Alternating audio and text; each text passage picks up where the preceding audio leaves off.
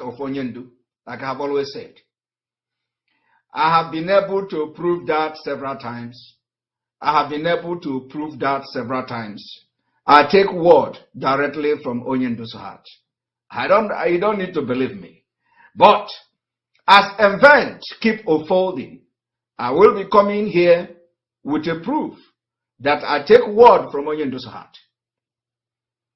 So this evening, it is very, very imperative that I address Biafrans and I explain some certain things to Biafra people. And then also, in this broadcast, I am going to also advise our legal team. I'm going to advise our legal team. I'm going to advise our legal team. Very good advice I will give them this evening. And I am not perfect. And I don't know it all. But sometimes when I give advice, take it very seriously. Because I speak from the realm of the spirit sometimes. So my wonderful Biafra people, those of you watching from Facebook, I am too sorry. We are going to switch you over because Facebook has dealt with us for many years. They continue dealing with us. Today, they have restricted our account that only few people see what we post.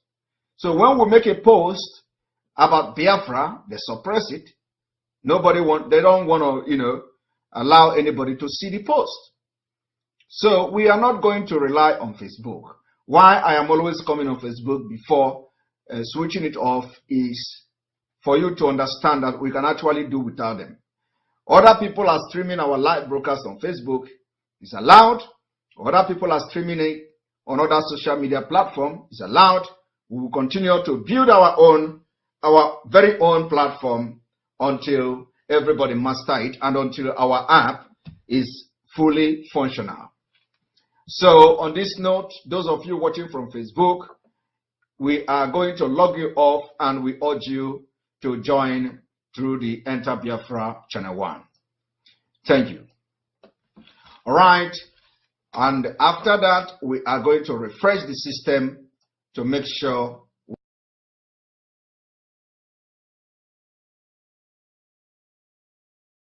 welcome back to this particular mind-blowing evening with me.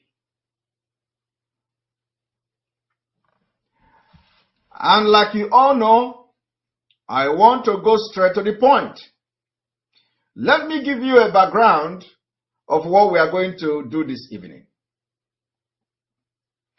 All of you know the incident that has happened in the past.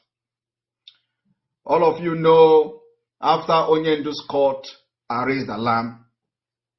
It was after that alarm that the truth came out and Onyendu raised alarm. It was after that particular broadcast I made that a lot of things began to come public. It was after that broadcast we have seen Onyendu lamenting almost every other week.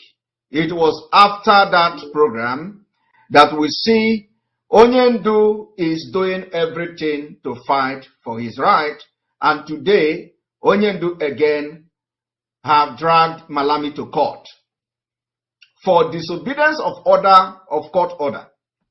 So it was not happening before, at least not in the public. It was because of that broadcast where I lamented, and some people say that I have access to the DSS. I don't have any access to the DSS.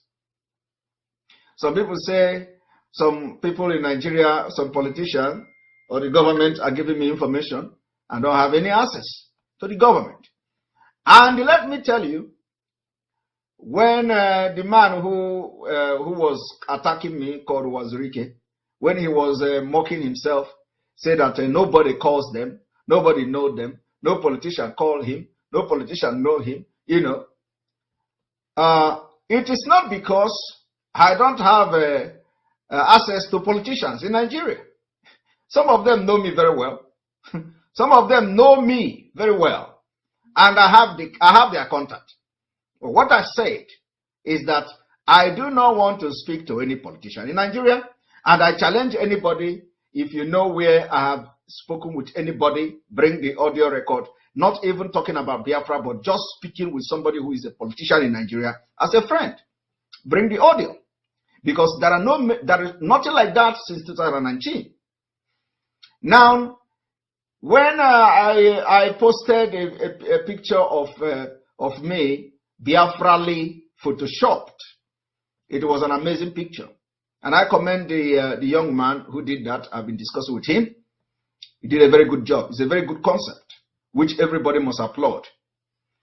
So, a top politician congratulated me for that particular outfit. One thing is that that Northerner is not a Fulani. They have seen hell from the Fulani's hand. So it is not only us that are looking for our freedom from Nigeria. So he congratulated me. And I know him very well. And I know the reason he congratulated me, because he knows that we are leaving Nigeria, and he knows that when we leave Nigeria, they are also going to leave. So most of them are not talking because they are scared to die. They are afraid. They don't want to die. It is only Biafrans that have paid the ultimate price, and only Biafrans stand still in a better position to fight for the liberation of indigenous people in Nigeria. This is a fact. It is only the Biafra people that the Fulani have not eaten so deep. That is why we are shaking and doing everything we can. But every other tribe, they have had share of the Fulani. Only us, the Biafra people, have not been half conquered by Fulani. So, he congratulated me, and I told him thank you. He said welcome. Because he knows what we are doing is just. He knows we are just doing what is right. And we will continue to do it. So, when this whole thing happened and Onyendu went to court, I was not happy. I came out and told you that Onyendu is in trouble. That Onyendu, Mazi Nnamdi Kanu, is broken. It was after that the truth started coming out. It was after that Onyendu is alarmed. It was after that you got to know that he doesn't speak, he doesn't sleep with pillow. But it did not start yesterday. It has been the condition of Onyendu ever since he arrived in Nigeria. It has been the condition. That is why I say, whether Onyendu is doing well, we don't want to hear that. We don't want to hear that he's doing well. Because nobody can do well in dungeon of DSS. No matter how they feed you. You can never be in the DSS dungeon and you do well. Let it be the Lai Mohammed who will come to convince us that Onyendu is doing well. So Lai Mohammed is the Minister of Information. You know, we want to hear how bad he is doing. Because that is the only thing that will make people to begin to think. But when we begin to hear how good he is doing, it is going to weigh a lot of spirit down. Because we know he can never do well, and he can never do good in DSS dungeon.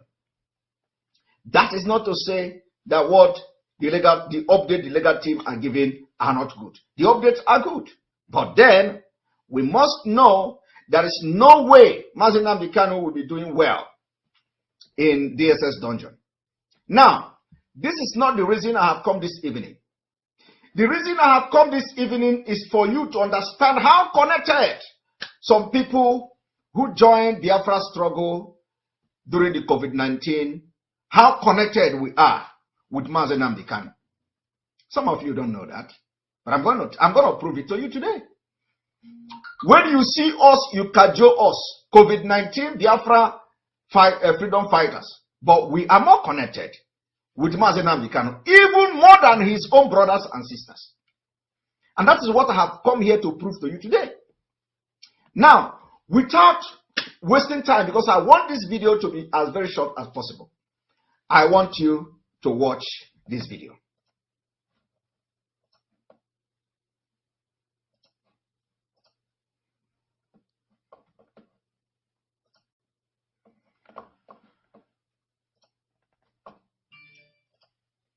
The essence of this particular video is also to make us to learn. I want Biafrans to learn. We are going to learn from the mistake made here. Very huge mistake. Before I continue, remember, when Ojus Okalo, when I hear the news of Ojus Okalo visiting Mazi Nnamdi Kanu in prison, I was the first person to raise alarm.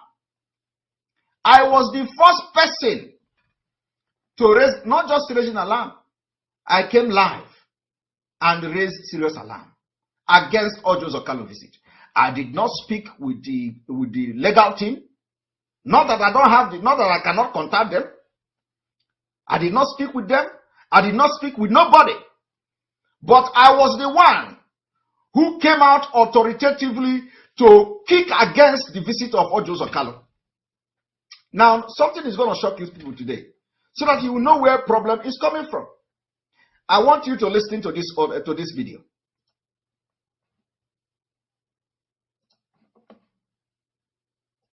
One more thing, you said you were with him just yesterday, but we also know Senator Nnamdi Kanu was also visited him recently, and I think you were not quite okay with that arrangement. What was exactly your objections to others having access to him? You know, when somebody in the class of Nnamdi Kanu is in a problem or in a situation we are discussing now, some political jobbers would like to through that process and advance their political interests. And so what Ojus Okalo is sometimes doing is to advance his political interests. It wasn't genuinely interested to Nnamdi Kanu at all, and I condemn it. You see, this is our lead counsel. You know, the reason why I called Barrister Ejiofor whiter than snow is that we have seen in social media where a lot of people have attacked him about the Ojus Okalo's visit. They said, you come to deny, you come to say you are not aware, but you are the one who arranged the visit. Barrister Ejiofor must know that he is in charge of Mazi Nnamdi Kanu's legal matters. He also should know that whether anybody like it or not, before anybody visit Mazi Nnamdi Kanu, they must seek his consent. They must seek his consent first before the person will be allowed to visit Mazi Nnamdi Kanu. So the advice I want to give to the legal team today is that any day anybody want to visit Mazi Nnamdi Kanu, they must first of all inform Mazi Nnamdi Kanu that somebody want to visit him. Did he want to see the person or not? So that is the advice I'm giving the legal team. Irrespective of who is coming, irrespective of who from whom, irrespective of who is putting call through to Barrister Ejiofor, he must first of all tell the person, I have heard you, but let me consult Onyendu to know whether he wants to see you or not. What happened from the Ojus Okalo visit is going to expose a lot of things that have been going on all this while. And that's why it is very important that I set this record very straight, because I know when Mazi Nnamdi Kanu is going to come out, he will listen and watch this video as well. My own is, whenever something is not going right, I will come and address it, and hoping that it will not happen again. When I was raising that alarm, I told you people that I saw pain. I saw pain. Do not allow Ojus Okalo to visit Mazi Nnamdi Kanu. I said I saw pain. Now, Barrister Ejiofor was not happy He was not happy, not because Ojos Okalo visited Mazi Nnamdi Kanu. Okay? He was not happy because of the way and manner he visited him and what he did during the visit. He also knew that Mazi Nnamdi Kanu was not briefed who was coming to visit him, because Ojos Okalo knows Mazi Nnamdi Kanu very well. So, and the DSS knows very well. So what did the DSS do? What did the DSS do? They did not tell Mazi Nnamdi Kanu who was coming to visit him. They just told him a prominent and important person want to see him. Because if they have told him that Ojos Okalo was coming to see him, he will never see Ojos Okalo. Now, the question I want to ask you, if the brother of Mazi Nnamdi Kanu, our leader, is the one who have informed Ejiofor, Barrister Ejiofor, that Ojos Okalo should be put on the list of people going to see Mazi Nnamdi Kanu, is it the same spirit? When Mazi Nnamdi Kanu cannot see Ojos Okalo, why is the brother now making arrangement for Ojos Okalo to visit him in the prison or in the DSS dungeon? This is one point I want people to take a look this evening. If Mazi Nnamdi Kanu don't want to see Ojos Okalo because he knows who he is, why would the brother to our leader, who have been visiting Mazi Nnamdi Kanu, who is the same blood, who knows Mazi Nnamdi Kanu very well, will now be the one to advocate and solicit for Ojos Okalo's visit? This is one thing I want everybody to pay attention today. And I want you to also pay attention to the confusion and the trouble that particular visit has brought to our leader, Mazi Nnamdi Kanu. So that when we begin to talk, some of us, you say, do we love our leader more than the brothers? I'm not saying that the brothers don't love him, but I'm telling you that some of us are more connected to Mazi Nnamdi Kanu than even his own blood people. When we talk, we are not talking because we hate anybody. But sometimes we speak in the spirit. And this is not to also, I'm not condemning the brothers. No, I can never do that. But what I'm trying to tell you is that some of us who came yesterday to join this struggle, we are more connected to Mazi Nnamdi Kanu in the spirit. Because the brother did not know that Mazi Nnamdi Kanu will never want to see Ojos Okalo. And apart from that, the brother did not know that Ojos Okalo is so bad that is the last person Mazi Nnamdi Kanu want to see. Even if Mazi Nnamdi Kanu want to see him, people should know that Ojos Okalo can never mean well for our leader. Now, I want you to listen to Barrister Ejiofor. Listen, because some of you will see this video, but you did not pay attention to what Ejiofor said here. I want you to listen.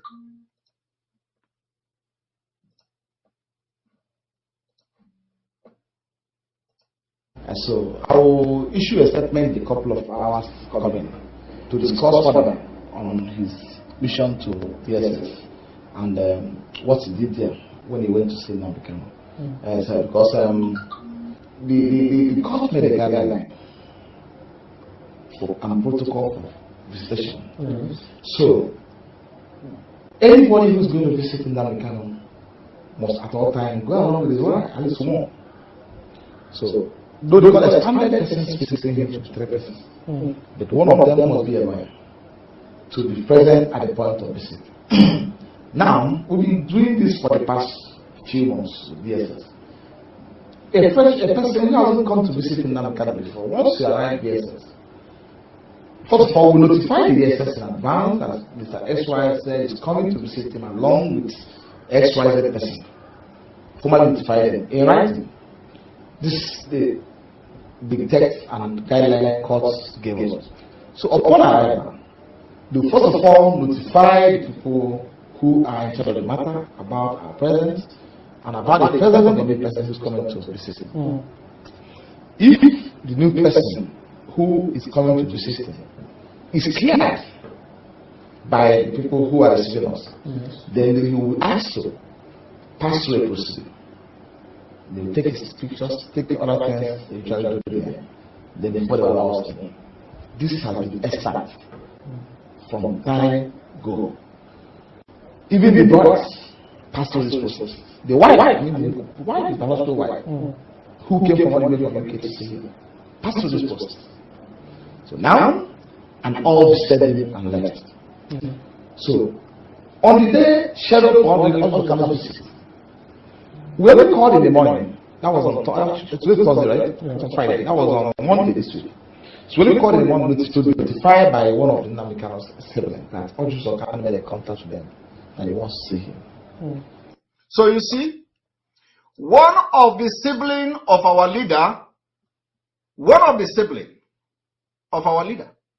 called Ejiofor to inform that Ojuso Kanu made a contact to them. That Ojuso Kanu want to visit Mazi Nnamdi Kanu. Are you listening? So, they were the one who compelled Barrister Ejiofor to put Ojuso Kanu's name in the visit. So they don't know how their brother will feel. You see, this is one of the, one thing is that we know that family matters a lot. I can never be against that. Okay? But the case of Mazi Nnamdi Kanu has gone beyond family matters. It has gone beyond family matters. It is no longer family affair. Mazi Nnamdi Kanu is carrying me, carrying millions of Biafrans, carrying 70, 80 million people. Hope of 70 to 80 million people is in the Mazi Nnamdi Kanu. So, he is not longer, somebody say, this sounds like a gossip. You are going to go out of the forum because we don't need you here. The only thing you do is to watch and listen to the word of wisdom. Mazi Nnamdi Kanu is carrying the hope of over 80 million Biafrans. So it's not everybody is interested in the case of Mazi Nnamdi Kanu. It's no longer about family thing. If it is about a local case, if about a case of somebody who is a politician and all that, it's a different thing. Like the case of Ojuso Kanu. When Ojuso Kanu was in the prison, it's a family case. And the case of his political allies. But when it comes to Mazi Nnamdi Kanu, the case has gone beyond family affair. It has now become international case. Where every party, every interest party wants the best out of him. And I happen to be one of them. Okay? Why I'm shouting this thing is that so that it will not repeat itself again. So, Barrister Ejiofor, for those of you that have been attacking Barrister Ejiofor, that why will he come to deny when he was the one who made the, because a lot of you don't know. So I want to put this thing in a very good perspective. So if me, Simon Ekpa, who is not a biological brother to Nnamdi Kanu, can come openly without anybody informing me to condemn the visit of Ojuso Kanu, and it was only after that everybody else began to condemn, including Mazi Nnamdi Kanu rage, including the lead barrister late, everybody was raging. But I started it without nobody informing me because the spirit connected. The spirit connected. So nobody told me. I did not speak with anybody. But immediately I saw that news. And let me also tell you, when Ojuso Kanu posted that thing on his page, I just read the text. Only the text told me what happened in that visit. Only the text I read. And for those of you who watched the video, for those of you who watched the broadcast that day, I told you people that only the text, what I read, just exposed what happened there. When Ojuso Kanu say, well, I will continue to cancel the family. I will continue to cancel them. I made his father this, I made his father that. That comment, that text I read, showed me what happened there. So I am somebody that I read, I read it. When you are both your body language, both what you write, both what you say from your mouth, I can tell you what you are planning and what you are going to do. That is why I'm different. So it was that thing I read that gave me the impetus to come and attack Ojos Okalu before every other person coming out. Before you hear Mazi Nnamdi Kanu condemning it. And he's not happy. So the question I want to ask you, for those of you who think that it is only you, somebody who is a brother or sister, that will love somebody or no, why would they allow Ojos Okalu and called and control the lead council to make Ojos Okalu urgency, emergency visit to Mazi Nnamdi Kanu without seeking his consent? Do you understand me? Ojos Okalu, as Ojos Okalu contacted the family that he want to meet Mazi Nnamdi Kanu, why didn't he contact the legal council? Let us even agree that what he did was the right thing, to contact the family. But what the family ought to have done is to inform Barrister Ejiofor and told Barrister Ejiofor and said to Barrister Ejiofor that Ojos Okalu contacted us. He said he want to meet our brother. So what are you going to do? Or Ejiofor will not tell them, okay, I have heard you. I will go and tell Onyendu. But you know what? They compelled Ejiofor. Ejiofor told them that this is too emergency, it is too sudden. They say no, put Ojos Okalu. You're going to hear from him. But they ought to have said, we have heard you, Ojos Okalu. Now we will go and inform our brother. Okay? And they didn't do that. For you to even know that something fishy is happening there. Something very fishy.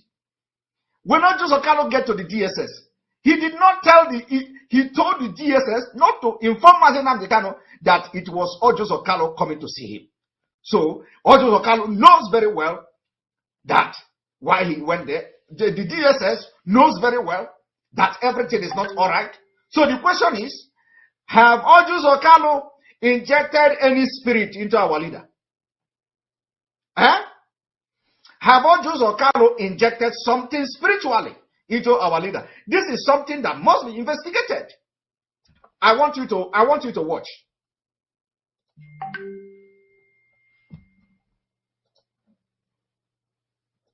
And I expressed concern that the notice was impromptu, because if the new person who is coming to visit him is cleared by people who are receiving us, then he will be asked to pass through a procedure. They will take his pictures, take other things they usually do there, then before they allow us in.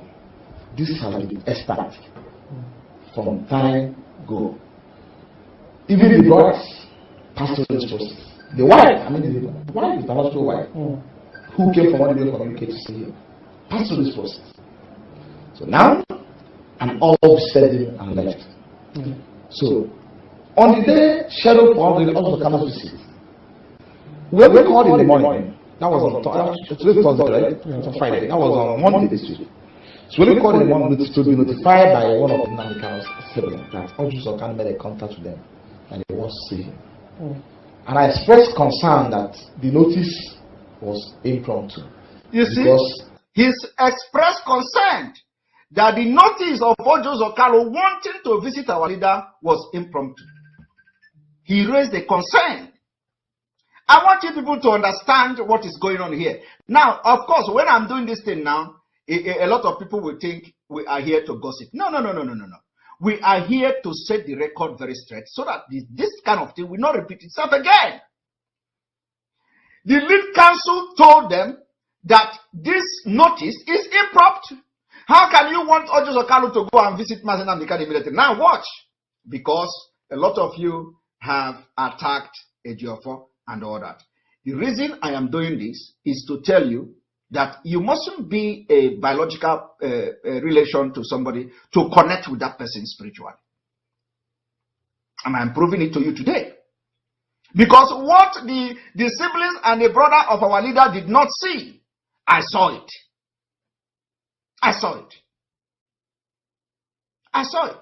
And nobody is above mistake. But the lawyer already told them that this is too sudden. And if they had allowed him, maybe during the time of that visit, You would have briefed Mazi Nnamdi Kanu. The lead counsel would have briefed Mazi Nnamdi Kanu. You know, Ojo Sokara want to see you. Then, Onyendu will now decide whether he wants to receive the insult of Ojo Sokara or not.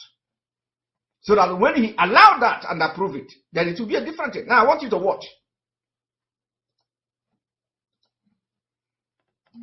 We expected to furnish DSS the purpose of people visiting at least for 8 hours before they visit. That has been the, to be fair with them, that has been the procedure.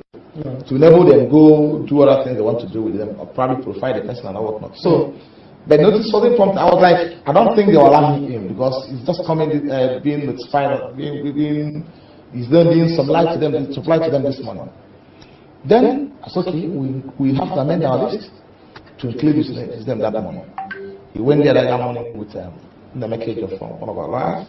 And also we met our head of chambers. And this time, as clearly stated in the court's order, is from 2 p.m. to 4 p.m. Though it can be altered at the discretion of the SSS, subject to their schedule when we come. There are times we come, they will review of the protocol, we stand till 3 o'clock to see him. We can still stay there till 5 o'clock or 5 p.m. as this may be. So, but in any event, you will not go in there before 2. So I want you people to understand that Ejiofor, you know, as a human being, he tried to do the right thing, but they didn't allow him. They didn't allow him. Ejiofor raised a very serious, apart from the fact that what is the person to block? What is the name? Block.